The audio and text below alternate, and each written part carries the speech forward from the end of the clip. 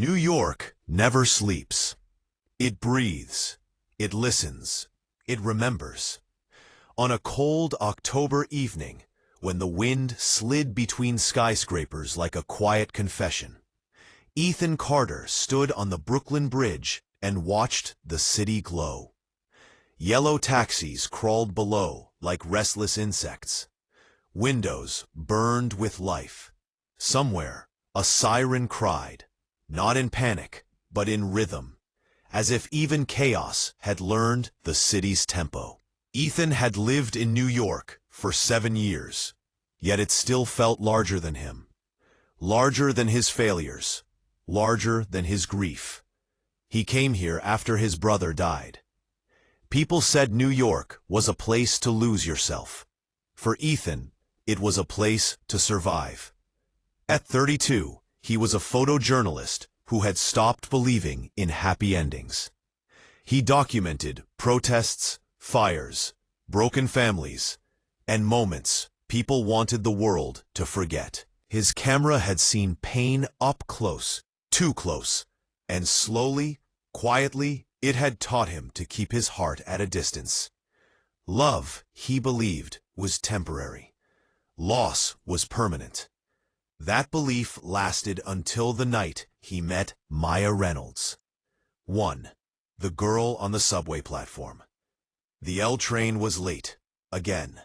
Maya stood on the platform at Bedford Avenue, hugging her coat tighter as cold air rushed through the tunnel. She had moved to New York only 8 months earlier, trading the quiet certainty of Seattle for a city that never promised anything.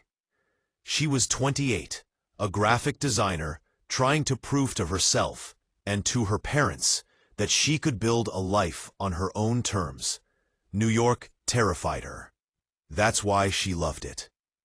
As the train finally screeched into the station, Maya noticed a man standing a few feet away. Dark jacket. Messy hair. Camera slung over his shoulder like it was part of his body. Their eyes met for a second.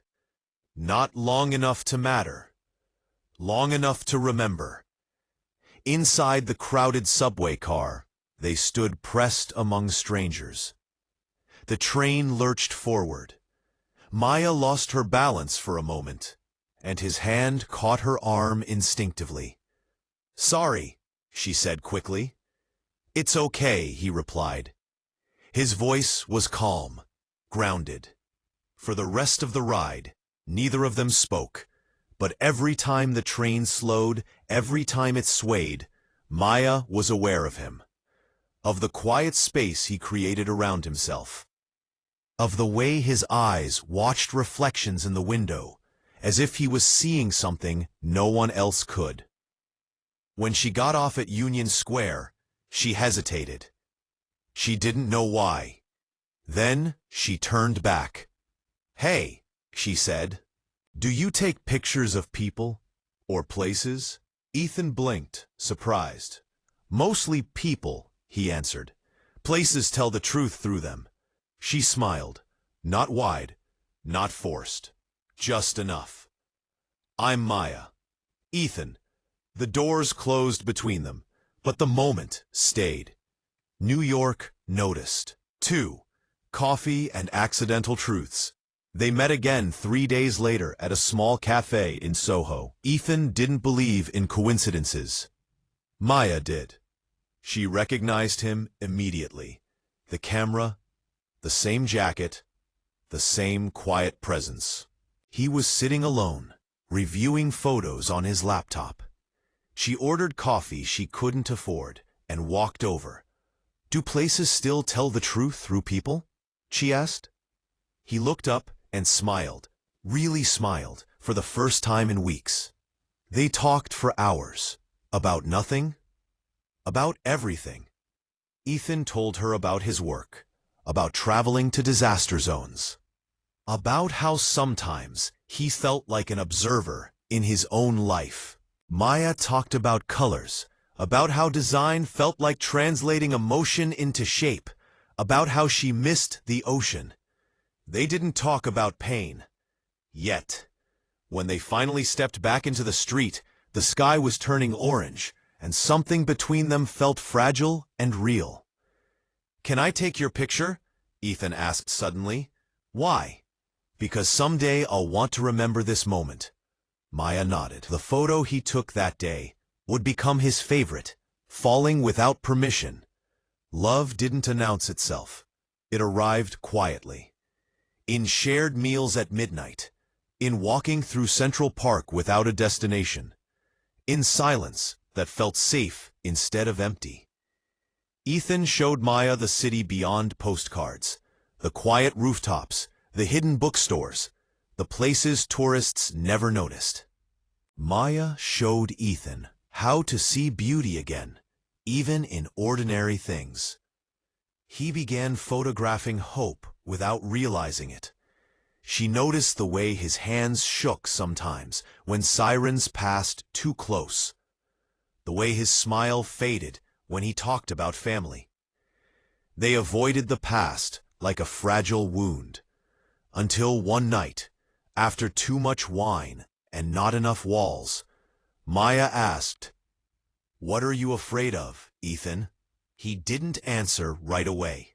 "I'm afraid," he said finally, "that everyone I love disappears." She didn't push. She just reached for his hand. And in that moment, Ethan believed, just a little, that love might be worth the risk. 4. The truth that breaks things. The call came on a rainy Tuesday. Ethan was on assignment in Harlem when his phone vibrated. "Maya collapsed at work," the voice said. "She's at Mount Sinai. Time fractured." He ran.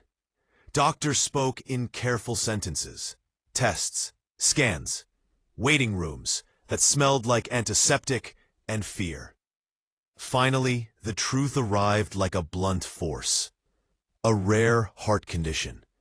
Undetected. Dangerous. "She'll need surgery," the doctor said. "Soon." Maya tried to be brave. She joked. She smiled. Ethan didn't. He remembered his brother in a hospital bed. The machines, the promises, the funeral. Fear wrapped around him like a vice. "I can't lose you," he whispered one night. Maya looked at him softly. "You don't get to decide that," she said, "but you get to stay." He wanted to. God, he wanted to. But fear has a way of convincing you that leaving hurts less than watching someone disappear. 2 weeks before the surgery, Ethan pulled away. Work trips, missed calls, silence. Maya felt it before she understood it. When she confronted him, his words were cruel in their honesty. "I can't do this," he said. "I can't watch you die." Her eyes filled with tears, not of fear, but of betrayal. "I'm not dead," she said quietly, "and loving someone means staying, even when you're scared." He left. The city watched in silence. Loss isn't always death. The surgery was successful. Maya survived, but something else didn't. Weeks passed, then months. Ethan threw himself into work, chasing danger as if it could outrun his guilt. Every photo felt hollow. Every victory empty. Maya healed physically, but emotionally, she rebuilt herself alone. She moved apartments. She changed her hair. She learned how to live without waiting for him. New York kept moving, until one winter evening, their paths crossed again. At an art gallery in Chelsea, Maya was standing beneath one of Ethan's photographs, a woman smiling through tears. She turned. Their eyes met. The city held its breath. "I never stopped loving you," Ethan said. "I did," Maya replied, "because I had to." Silence stretched. "Love doesn't disappear," he said. "It just changes." She studied him, the regret, the honesty, the fear he was finally willing to face. "Then prove it," she said. "Stay. Where the city never stops loving." Love isn't about perfection. It's about return. Ethan stayed. Through therapy. Through apologies that didn't erase the past, but honored it. Through learning that love means choosing someone again and again, even when the ending isn't guaranteed. A year later, on the Brooklyn Bridge, Ethan took another photo. Maya, smiling, strong, alive. New York glowed around them. The city never sleeps, and neither does love when it's real. The end.